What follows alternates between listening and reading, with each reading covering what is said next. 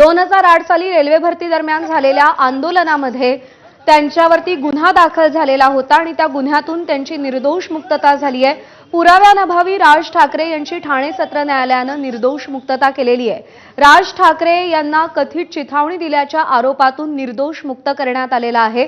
2008 साली ज्यावेळी मराठीच्या मुद्द्यावरती राज ठाकरेंनी प्रचंड आक्रमक आंदोलन सुरू केलेलं होतं आणि रेल्वे भरतीच्या परीक्षेदरम्यान काही परप्रांतीय विद्यार्थ्यांना मारहाण झालेली होती, त्या संदर्भात जे आंदोलन पेटलेलं होतं त्या पार्श्वभूमीवर राज ठाकरेंवरती अनेक आरोप झालेले होते। त्याकाळी हा मुद्दा प्रचंड गाजलेला होता, चर्चेत आलेला होता आणि 2008 साली रेल्वे भरतीच्या आंदोलनादरम्यान राज ठाकरे यांच्यावरती गुन्हा दाखल करण्यात आलेला होता आणि या गुन्ह्यातून आता त्यांची निर्दोष मुक्तता झालेली आहे। अक्षय भाटकर आपले प्रतिनिधी आपल्याला अधिक अपडेट देतील। अक्षय, राज ठाकरेंची निर्दोष मुक्तता करताना काय म्हटलंय न्यायालयानं? न्यायालयाने म्हटलंय की यामध्ये सरकारी पक्ष आणि पोलीस हे सबळ पुरावे हे देण्यास ते असमर्थ ठरलेले आहे। त्यामुळे सबळ पुरावे नसल्यामुळे पुराव्यांच्या अभावी राज ठाकरे यांची मुक्तता ही करण्यात आलेली आहे, निर्दोष मुक्त करण्यात आलेली आहे आणि त्यांच्याबरोबर जे इतर 6 आरोपी होते त्यांची देखील निर्दोष मुक्तता या ठिकाणी करण्यात आलेली आहे। त्यामुळे 2008 पासून जी केस चालू होती त्या 2008 पासूनच्या केसच्या संदर्भात आपल्याबरोबर अविनाश जाधव सर, राज ठाकरे यांची निर्दोष मुक्तता करण्यात आलेली आहे। त्यामध्ये 2008 सालची ही केस होती। आज न्याय मिळालाय की नेमकं काय? तर तुम्ही कोर्टात आज जे काय घडलं ते जर तुम्ही सगळं पाहिलात, कोर्ट स्वतः म्हणाले की चुकीच्या पद्धतीने राज ठाकरे यांना यात आरोपी करण्यात आलं होतं. स्वतः म्हणालेत की चुकीच्या पद्धतीने राज ठाकरे यांना यात आरोपी करण्यात आलं होतं, राजकीय दबावापोटी आरोपी करण्यात आलं होतं आणि शेवटी ज्या काही कोर्टाच्या प्रोसेस होत्या त्या आम्ही फॉलो केल्या। 20 वर्ष लागली न्याय मिळाला आणि 20 वर्षांनी ते 7 आरोपी आणि सन्माननीय राजसाहेब असे 8ही जणांची निर्दोष मुक्तता झालेली आहे। काय नेमकं म्हटलेलं आहे? कारण की गेल्या 2 वेळेस ज्यावेळी राज ठाकरे आले होते त्यावेळी देखील ही सुनावणी जी आहे ती सुरू होती, तेव्हा त्यांना विचारलं की तुम्हाला आरोप मान्य आहेत का? त्यांनी नाही सांगितलं होतं। जे काही घटनाक्रम झाला होता तो देखील त्यांनी सांगितलं की असं काही घडलंच नव्हतं, मी तिकडे नव्हतो असं राज ठाकरे म्हणाले। कारण असं होतं की त्यावेळेला सन्माननीय राजसाहेब हे नाशिकला होते आणि जी घटना घडली ही महाराष्ट्रातल्या अनेक तरुणांनी एकत्र येऊन केली होती। कारण त्यावेळेला त्यांच्यावर अन्याय होतोय, आपल्या नोकऱ्या कोणीतरी बळकावतोय अशा महाराष्ट्रातल्या अनेक तरुणांना वाटत होतं, त्यातून त्या घटना घडल्या होत्या। पण त्याचा साहेबांशी कनेक्शन जोडणं योग्य होतं असंच मत कोर्टाचं पण होतं आणि कोर्टाने म्हणून सन्माननीय राजसाहेब यांना निर्दोष मुक्तता दिलेली आहे। त्यावेळी जे सरकार होतं किंवा त्यावेळी जी काही परिस्थिती होती त्याने मुद्दाम गुन्हा हा खोटा दाखल केलेला होता। बघा ना, 2008ला गुन्हा घडला आणि 2013ला सन्माननीय राजसाहेबांची चौकशी सुरू झाली, म्हणजे 2013ला त्या केसचे पुरावे जमा करण्याला सुरुवात झालेली आहे।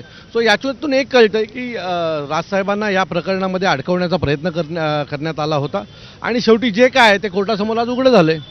आपण आता इतकी वर्ष जी लागलेली आहेत या निकाल पहिल्याच अजून न्यायालयामध्ये सत्र न्यायालय अजून पुढचे देखील असेल, काय सरकारी पक्षांचं म्हणणं होतं, काय आज त्यांनी मांडलेलं आहे? त्यांनी सरकारी पक्षाचं म्हणणं असं होतं की ही घटना जी आहे ती महाराष्ट्र सैनिकांनी केली होती आणि महाराष्ट्र सैनिकांनी त्या दिवशी कल्याणमध्ये जी घटना घडली त्या सर्वचे सर्व पहिले 7 आरोपी हे महाराष्ट्र सैनिक होते असं त्यांचं मत होतं आणि त्यांनी सन्माननीय राजसाहेबांचं एक भाषण होतं, ते भाषण पाहून, त्या चेतावणीखोर भाषण होतं आणि ते पाहून त्यातून ह्या गोष्टी घडल्या असं सरकारी पक्षाचं मत होतं। परंतु आमचे जे वकील होते सयाजी नागरे यांनी ही बाजू हाणून मांडली आणि जी काही आमची बाजू होती ती कोर्टासमोर नीट मांडली गेली। आणि राज ठाकरे काय म्हणाले कोर्टासमोर ज्यावेळी हा निकाल दिला त्याच्यानंतरची यांची प्रतिक्रिया? एक आनंदाची गोष्ट अशी होती की ज्या वेळेला कोर्टाने निकाल दिला त्यावेळेला कोर्ट समोरून म्हणालं की पूर्ण जो काही कोर्टातला जो काही ह्याचा भाग होता, प्रोसेसिंगचा भाग होता, हा मराठीत झालेला आहे, सुनवाई देखील मराठीत झालेली आहे आणि ऑर्डर देखील मी मराठीत देणार आहे।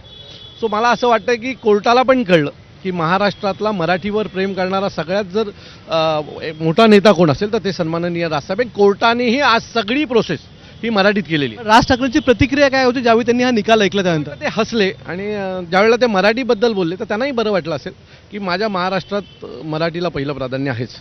इतर अनेक केसेस आहेत त्याबद्दलचा निकाल काय लागेल काय वाटतं? मला वाटतं ही सगळ्यात मोठी केस होती। यात सन्माननीय राजसाहेबांना अरेस्ट झाली होती। 2008ला ज्या काही देशभरात घटना घडल्या त्याचं मुख्य जी केस होती ती आज ही केस होती आणि त्यातून सन्माननीय राजसाहेबांची आज मुक्तता झाली। खाली येताना साहेबांचं एकच वाक्य होतं की अस्वलाच्या अंगावरचं एक केस कमी झालं। तर आपण पाहताय अविनाश जाधव जे ठाणे जिल्हाध्यक्ष आहेत त्यांची ही प्रतिक्रिया होती आणि कोर्टात नेमकं काय झालं ते सांगितलं. ज्यावेळी कोर्टाने निकाल दिला त्यावेळी देखील राज ठाकरे यांच्या चेहऱ्यावर एक स्मित हास्य होतं. कोर्टाने हे देखील सांगितलं की मराठीतून हा संपूर्ण प्रक्रिया जी आहे ती झालेली आहे आणि मराठीमधून आज मी निकाल देखील जो आहे तो मराठीत लिहिणार आहे. त्यामुळे त्याच्यानंतर देखील राज ठाकरे हसलेले आहेत आणि 2008ची केस अखेर निकाली लागली आहे आणि सत्र न्यायालयामध्ये राज ठाकरे यांना निर्दोष मुक्तता करण्यात आलेली आहे. त्यांच्याबरोबर जे इतर 7 आरोपी होते त्यांना देखील या केसमधून निर्दोष मुक्त करण्यात आलेलं आहे. त्यामुळे या